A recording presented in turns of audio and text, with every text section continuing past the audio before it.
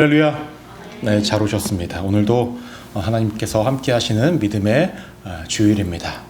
6월이 다 갔어요. 그렇죠? 6월 다 갔고 7월 첫째 주 주일인데 남은 2025년도도 하나님 은혜 속에 거하시고 하나님께 약속한 것들이 있었는데 아직 시작도 못한 부분들이 있다면 얼른 시작하시고 열매를 잘 맺어가시는 2025년도 되시기를 축복합니다.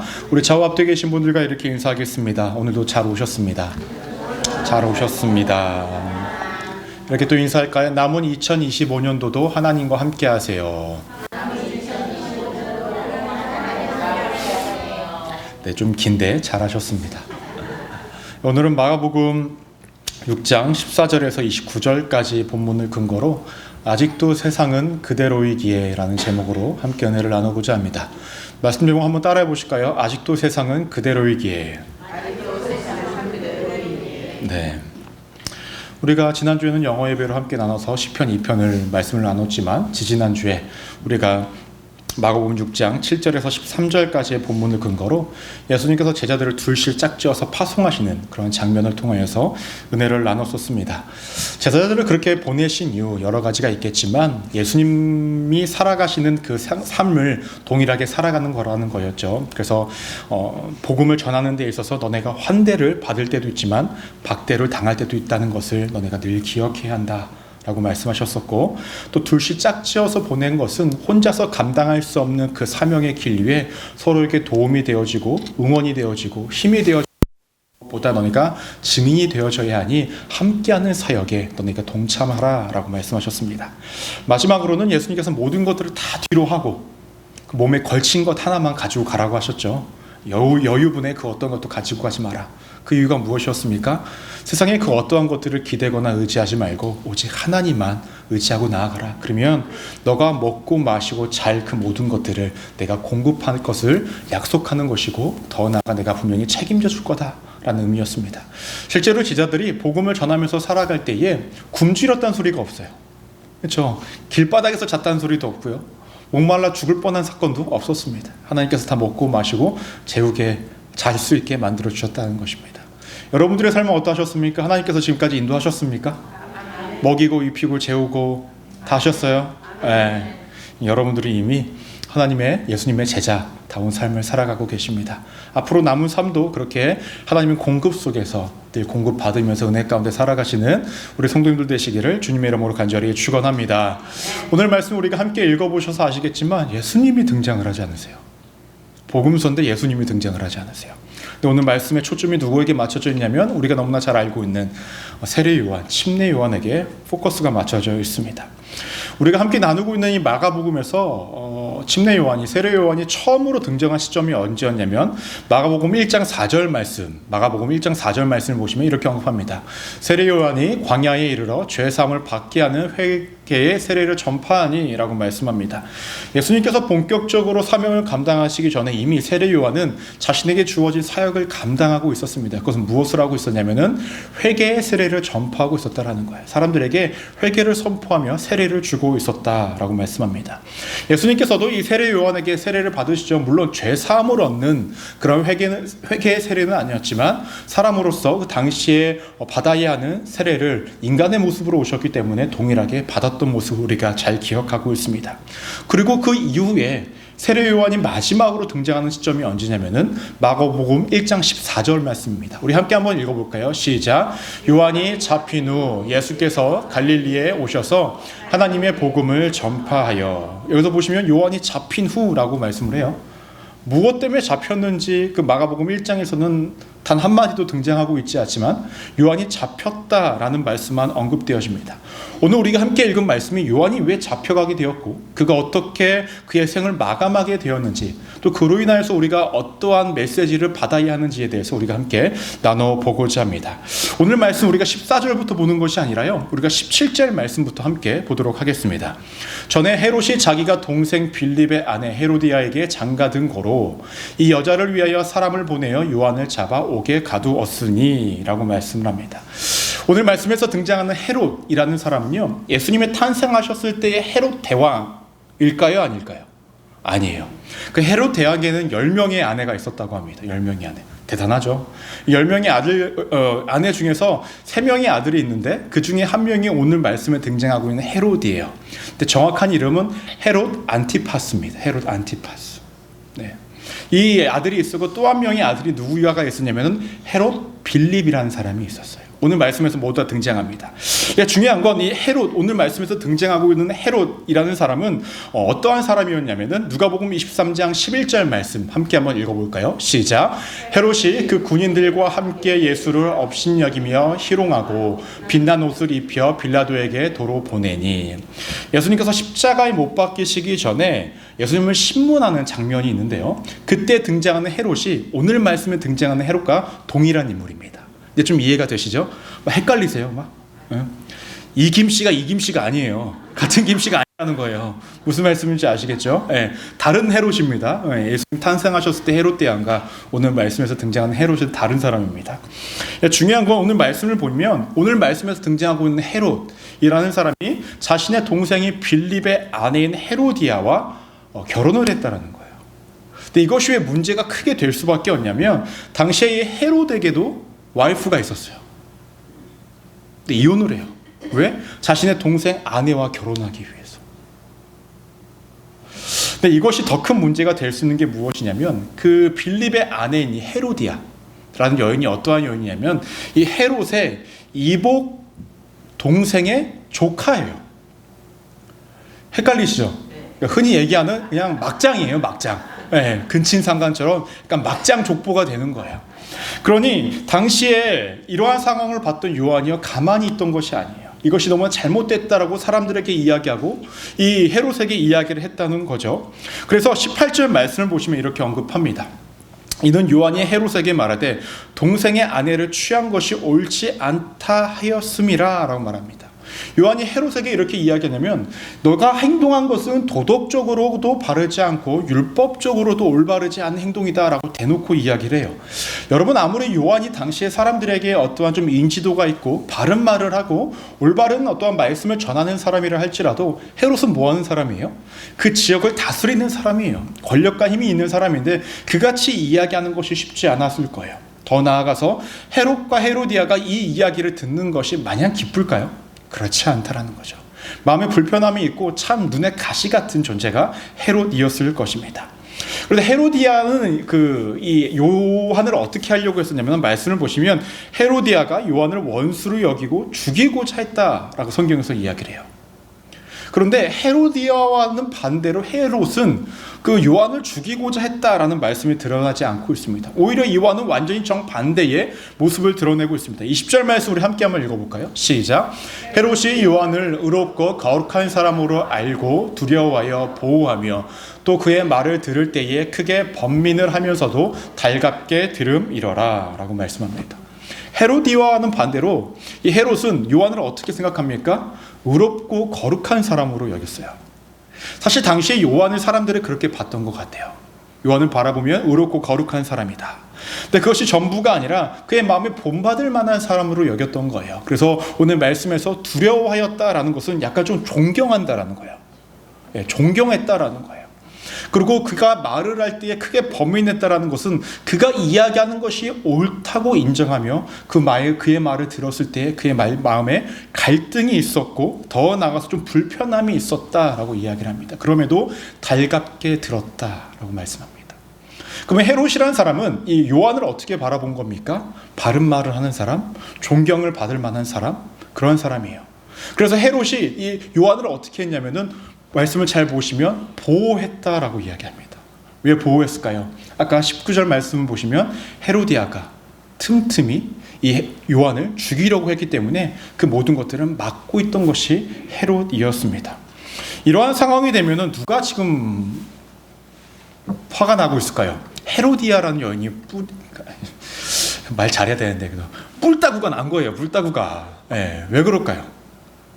계속 옳은 말을 한다라는 전제하에 계속 귀에 거슬리는 말을 하잖아요. 헤로디아의 입장에는 어찌됐든 간에 한 지역을 다스리는 그 분봉 왕의 아내로서 삶을 살아갔는데 듣기 싫은 소리를 계속 들어야 하니 이 요한을 어떻게 하고 싶은 거예요. 근데 그때에 기회가 한번 찾아옵니다. 21절 말씀을 보시면 이렇게 언급합니다.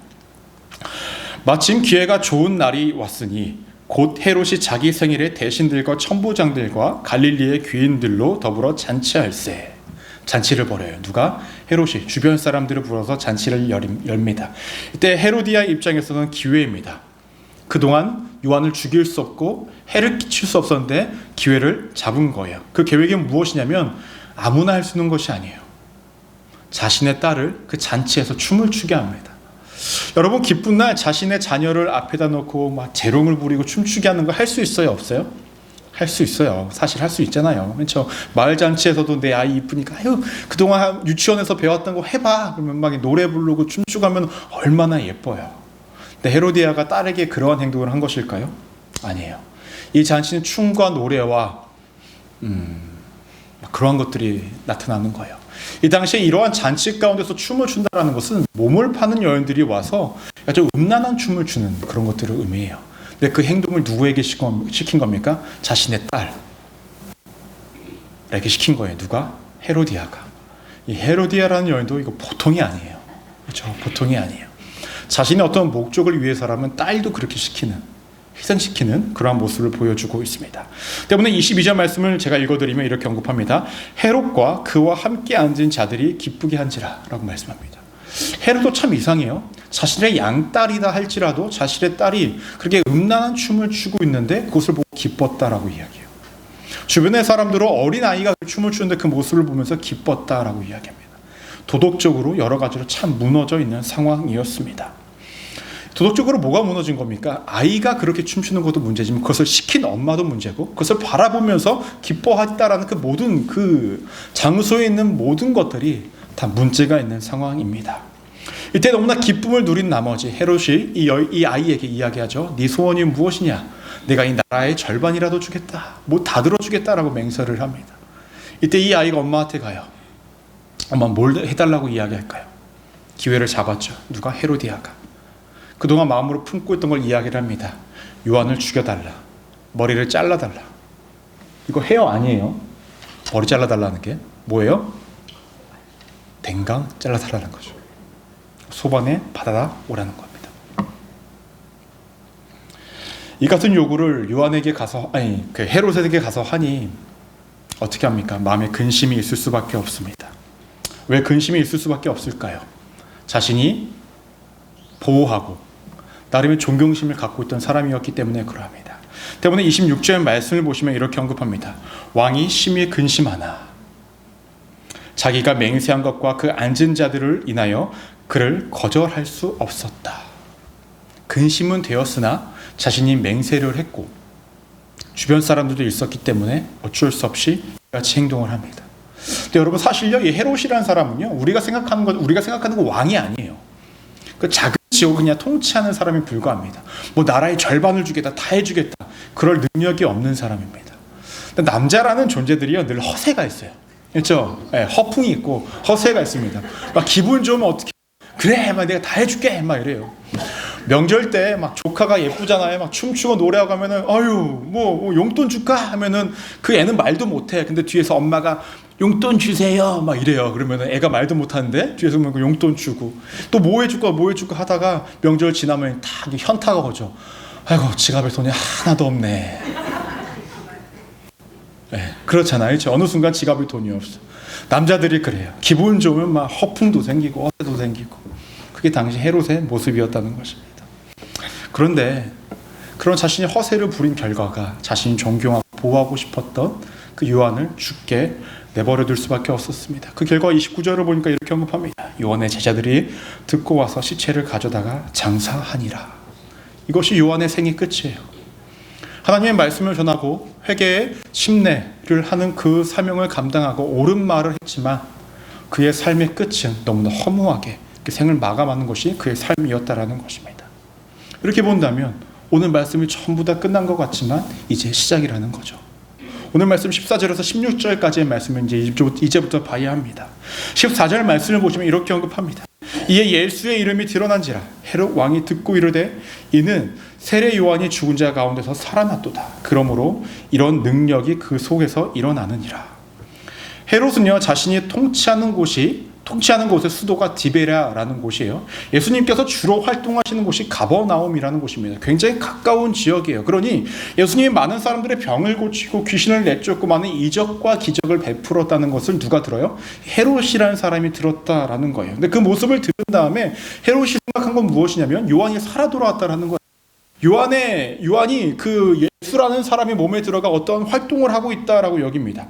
주변 사람들은 뭐라고 이야기합니까? 예수님을 보고 엘리야라고 이야기하고 과거에 구약의 한 선지자 모세와 이사야와 같은 사람이 되돌아왔다라고 이야기를 합니다. 그런데 여러분 잘 한번 생각해 보십시오. 예수님이 이렇게 이적과 기적을 발생시키고 있는 와중에 단번에 이 헤롯이 예수님을 향하여서 뭐라고 이야기합니까? 요한이 살아 돌아왔다라고 이야기해요. 이 말은 무엇을 의미합니까? 이 헤롯의 마음에는요, 요한을 죽인 것에 대한 짐을 항상 가지고 있었던 거예요. 자신의 마음에 항상 그를 죽인 것에 대한 죄책감과 그 두려움이 그 안에 항상 있었던 거예요. 그러니 예수님을 바라보고 요한이 돌아왔다라고 이야기를 할 수밖에 없었던 것입니다. 여러분, 오늘 말씀에서 우리에게 이야기하고자 하는 것이 무엇인가라는 거예요. 이 말씀의 위치를 좀 봐야 돼요. 여러분, 우리가 지지난주에 함께 나눴던 말씀이 무엇이었습니까? 제자들을 파송하는 장면이었습니다. 예수님께서 제자들을 파송하면서 우리가 함께 나눴던 메시지가 무엇이냐면, 앞으로 제자들이 경험할 것들이 무엇이냐면, 예수님이 공생의 기간 동안에 경험하실 것들을 제자들도 그대로 경험할 것을 예표해 주고 있는 거예요.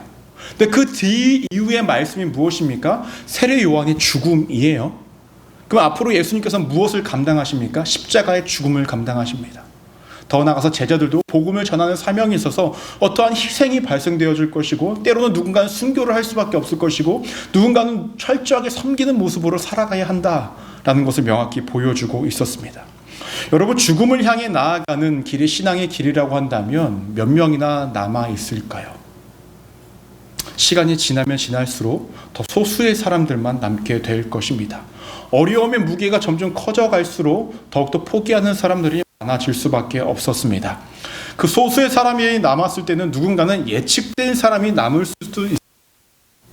예를 들어서 이 중에서 한 50%만 남겠다 예측한 사람들이 남을 수가 있어요. 근데 남을 것 같았는데 남지 않는 사람들도 있을 수 있고요. 남지 않을 것 같았는데 남는 사람들도 분명히 있을 수 있습니다. 여러분, 전에 제가 한번 말씀을 드리긴 했는데, 신학대학교로 가면 만약에 100명이 입학을 하면 끝에 남는 사람들은 30명밖에 남지 않아요.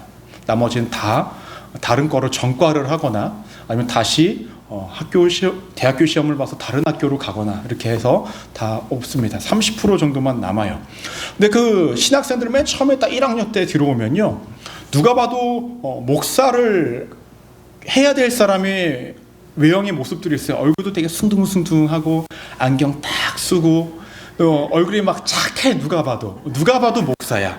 그리고 이제 막 교회에서 할 수 있는 막 재능도 많아요. 악기도 잘하고 이것도 잘하고 저것도 다 잘해요. 누가 봐도 쟤는 끝까지 가서 목사를 할 것 같아 라는 사람이 있어요. 이와는 반대로 누가 봐도 쟤는 왜 왔지 라는 생각이 들고, 얼굴도 헝상궂게 생기고 막 그냥 하는 짓도 껄렁껄렁하고, 제가 교회는 다닐까 싶은 애들가 있어요. 쟤는 분명히 중간에 포기할 것 같다 라고 여기는 사람들이 있죠. 그게 저예요. 그게 저예요. 지금이야 제가 조금 사역을 하면서 그나마 얼굴이 많이 좀 착해진 거예요. 그때는 얼굴이 더 험성궂었어요. 지금도 제가 웃지도 않고 가만히 이렇게 멀리 그냥 가만히 보고 있으면 얼굴이 그렇게 막 엄청 막 순하고 막 얼굴에서 막 그냥 이렇게 막 여기까지 하죠. 그래요. 그런데 그때는 더 그랬어요. 오죽하면은 저 머리도 짧게 밀고 다녀가지고, 짧게 밀고 나면 험상궂잖아요. 등치도 더 좋았어요. 운동해가지고 더 좋아가지고 추리닝만 학교에서 입고 다니고 하니까, 트레이닝 옷만 입고 다니니까 막 경찰행정학과 아니냐고, 학교 후배들은 인사도 안 해. 탁과 후배들만 인사를 하는 거예요. 막 경찰 준비하는 애들이 걔네만 인사를 해요. 그랬었어요. 그런 저를 보고 학교 선배들이 뭐라고 했을까요? 너는 분명히 포기할 거다. 너는 끝까지 가지 않을 거다라는 것이 일반적이에요. 그래서 그때의 선배들이 저에게 책을 하나 딱 던져줍니다. 책 제목이 무엇인지 아십니까? 자네 정말로 그 길을 가려나? 라는 책이에요. 그 책의 내용을 보면은 목사로서 앞으로 살아가는 것이 얼마나 고되고 어려운지, 그래서 그 책을 신학생들이 뭐라고 이야기하면은 사역 포기서라고 이야기해요. 사역 포기서. 그러니까 목사 포기서예요. 오랫동안 시간 끌어서 그래서 시간 허비하지 말고 1학년 때 이 책을 보고 빨리 포기하라는 거예요. 네, 그래서 그 책을 저기 탁 던져주더라고요. 제가 그 책을 봤을까요? 안 봤을까요? 안 봤어요. 안 보고 나중에 사역을 시작했을 때 4학년, 신학교 4학년 됐을 때 그때 처음으로 그 책을 딱 봤습니다. 그때는 이제 발 빼기가 조금 애매해질 때죠. 그 책을 보고 다시금 마음을 다잡으면서 지금 이 자리까지 왔죠. 당시 신학교 1학년 때를 보면은 누구나 저는 다 포기할 만한 사람이었죠. 포기할 눈빛으로 알 것만 같은 얼굴도 보시는데 그랬었어요. 하지만 제가 포기했거든요. 신학생들이 30%가 남다고 말씀드렸죠. 나중에 실질적으로 또 사역을 하는 사람들을 또 통계를 내보면 그보다도 더 적습니다. 어떤 사람들은 사회복지사로 넘어가기도 하고요. 어떤 분들은 기독교 출판사에서 일을 하시는 분들도 있고 아니면 교회 행정으로 일하시는 분들도 있고 그렇게 목사나 이러한 교육자로서의 삶을 살아가지 않는 분들이 더 많아요. 어쨌든 저는 이 자리까지 왔어요. 마찬가지일 거예요. 하나님을 따른다, 예수 그리스도를 따른다라고 이야기했던 많은 사람들이요. 여러 가지 곤란하고 힘든 거 어려움들이 반복되어지고 나아갔을 때에 누군가는 포기를 해요. 근데 누군가는 정말로 따라올 것 같은 사람이 포기하는 사람도 있어요. 누군가는 정말로 따라오지 않을 것 같은 사람이 따라오면서 끝까지 그 길을 가는 사람도 있다는 것입니다. 이렇게 본다면 우리가 걸어가야 할 신앙의 길이라는 것은 우리가 보는 관점에 따라 이루어지는 것이 아니라 그 마음에 어떠한 마음을 품고 살아가느냐에 따라서 정말로 예수의 길, 그 십자가의 길을 따라갈 수 있다는 거예요. 그런데 여러분, 우리가 그 길을 걸어가는 데 있어서 여전히 변하지 않는 것이 있다면 무엇이냐면 첫 번째로 우리가 기억하셔야 될 것이 있습니다. 그것이 무엇이냐면 세상도 사람도 그대로라는 거예요. 말씀이 쓰여졌던 그때나 지금이나 변한 것이 없다라는 것입니다. 여러분, 우리가 흔히 얘기하는 세상은 굉장히 빠르게 변한다라고 이야기를 해요. 그렇죠? 오랜만에 한국 가신 분들이 뭐라고 저렇게 이야기하시면 한국 너무 좋아졌다고, 너무 빠르게 변했다고 이야기를 합니다. 맞아요. 이러한 측면에서 본다면 제가 지금 말씀드린 세상이 변하지 않았다라는 것은 거짓말이에요. 근데 제가 세상이 변하지 않았다는 것은 무엇이냐면 그 본질이 변하지 않았다는 것입니다. 세상의 본질과 세상 속에 살아가는 사람들의 본질이 변하지 않았다는 거예요. 우리가 흔히 이야기하는 세상이 변했다는 것은 우리의 눈에 보이는 것들, 우리가 사용하는 도구들만 많이 변했다는 것입니다. 예를 들어서 높은 건물들이 예전보다 많아졌고 과학기술들이 발달이 됐고 운송하는 어떤 도구들, 수단들이 굉장히 많이 바뀌어졌고 통신기술, 의학기술들이 굉장히 많이 빠르게 변화해지고 있죠. 여러분, 전기차가 지금처럼 많아질 줄 아셨습니까? 예전에 만화에서만 나오는 것, 영화에서만 나오는 것이 전기차였잖아요. 근데 지금 누구나 다 사용할 수 있게 되었죠. 여러분, 요즘에는요 구글도 사용 잘 안 하는 거 아시죠? 젊은 사람들 다 AI 통해서 이렇게 검색하고 다 합니다. 예전에는 구글 같은 데서 서칭을 하면은 내가 서칭할 단어에 대해서 또 거기 또 들어가고 해야 되잖아요. 요즘에 AI 들어가서 그냥 딱 무엇을 검색하면 걔네들이 다 검색을 다 해줘요. 정리까지 싹 다 해줘요. 뭐 전에 10분, 20분, 30분 걸렸던 게 이제 30초면 끝나거든요. 세상이 그렇게 많이 변해버린 거예요. 우리의 도구와 우리가 보는 것들을 변했을지 모르겠지만 이 세상을 살아가는 이 사람들과 이 세상의 본질은 도무지 바뀌지 않았다는 것입니다.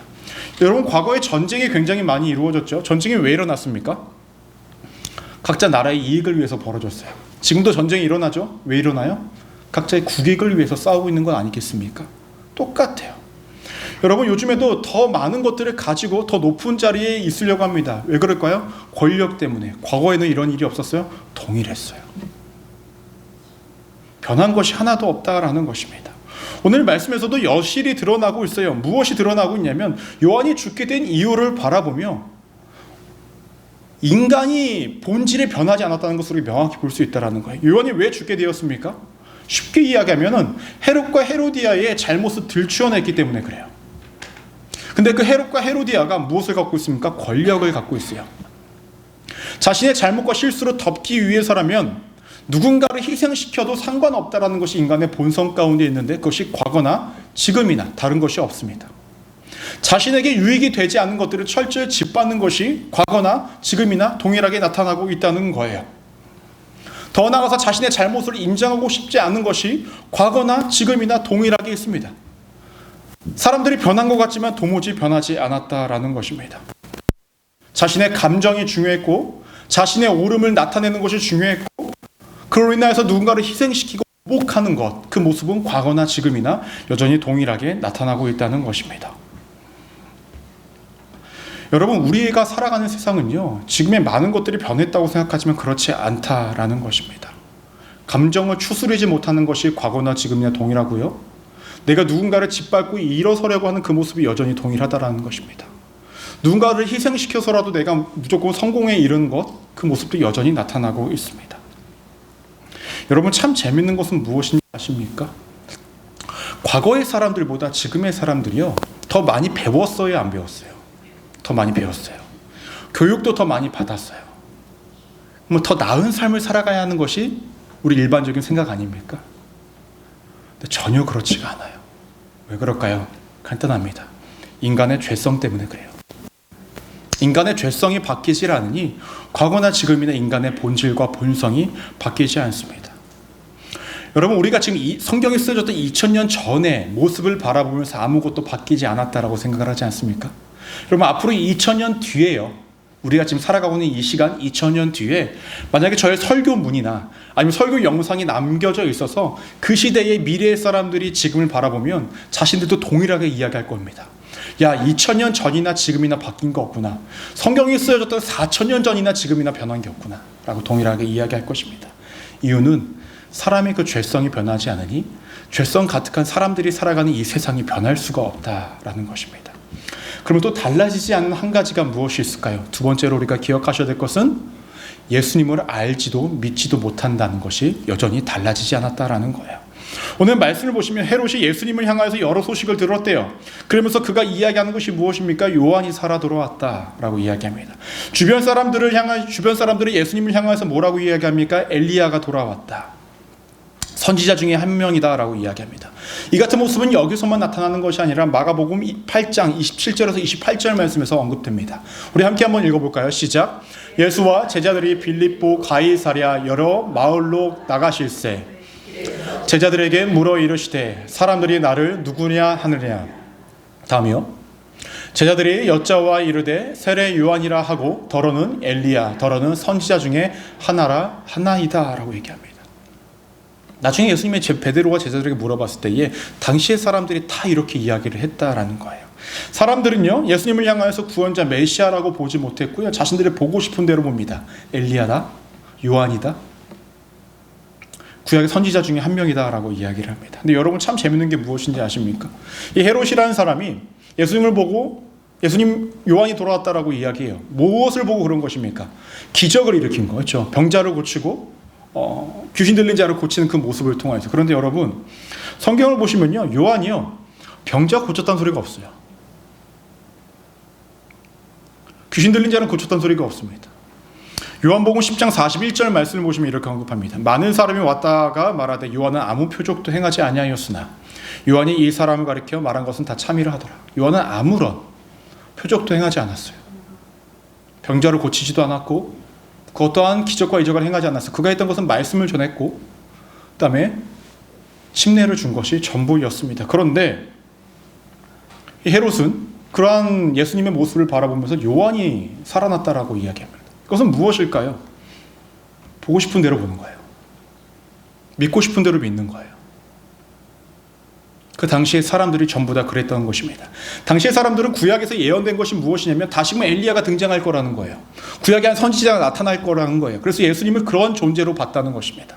하나님의 아들로서 오신 것이 아니라 구원자로 오신 것이 아니라 구약에서의 말씀되어졌던 엘리야로서 하나의 저 선지자로서만 봤습니다. 무엇인가요? 자신들이 알고 싶은 대로 믿고 싶은 대로 믿었던 것이 당시의 사람들이라는 것이죠. 지금은 다릅니까? 그렇지 않아요. 똑같아요. 하나님의 아들이시라고 구원자시라고 예수님께서 이 땅에 오셨다고 우린 너무나 성경을 통해서 명확히 잘 알고 성경을 통해서 우리에게 모든 것들을 예수님의 흔적들을 나타내 주었지만 사람들은 이 성경을 구원과는 관련 없는 인생의 한 지침서로만 바라봅니다. 더 나아가서 이 예수님을 어떠한 사람으로 보냐? 과거에 있었던 한 존재로만 보죠. 또 어떠한 사람들은 아예 예수님 존재 자체를 믿지 않죠. 또 대부분의 사람들은 세계 3대 성인 중에 한 사람으로만 봅니다. 석가모니, 공자, 예수님.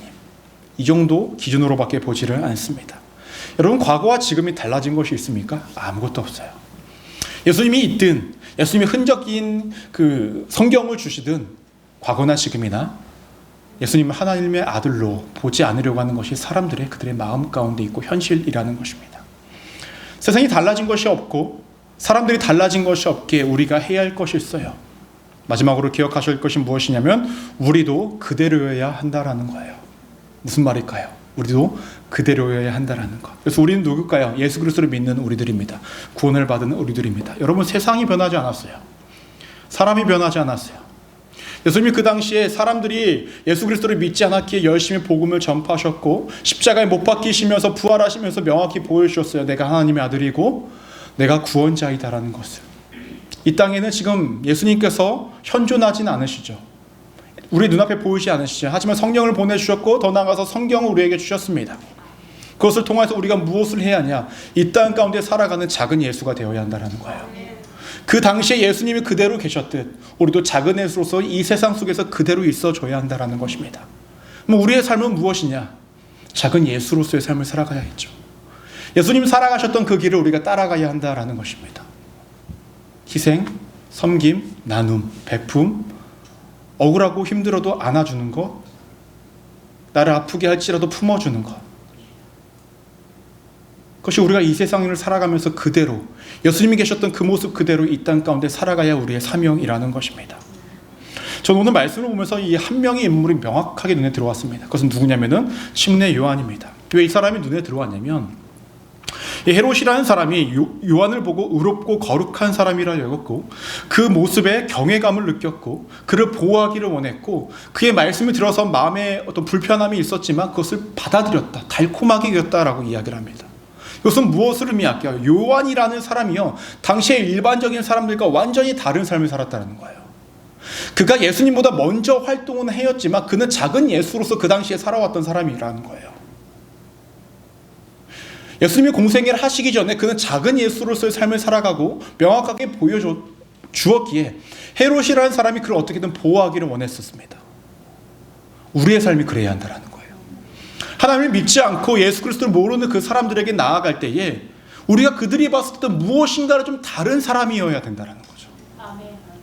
그냥 단순히 교회에 왔다 갔다 하는 사람이 아니라 나 혼자 그냥 예수 그리스도를 믿고 나는 정말로 십자가에 못 박이신 예수 그리스도를 믿으며 살아가는 구원받은 자라고 혼자 외치는 것이 아니라 나를 보니 예수가 보이는 거예요.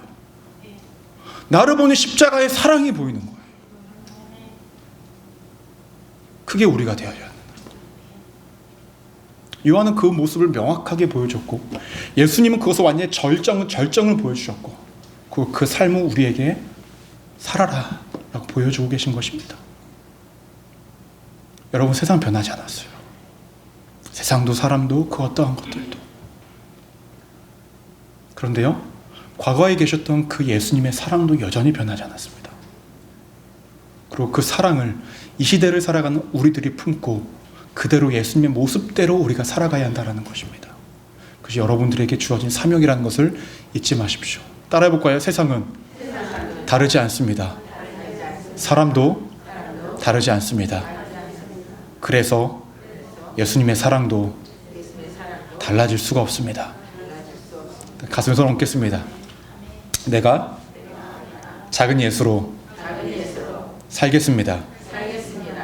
목소리가 점점 작아지시는 것 같은데 다시 한번요. 내가 클 때까지 합니다. 내가 승질 내시든 말씀하실 때까지 하겠습니다. 내가 작은 예수로 살겠습니다. 여러분들의 고백대로 될지어다. 네, 다 같이 기도하시겠습니다.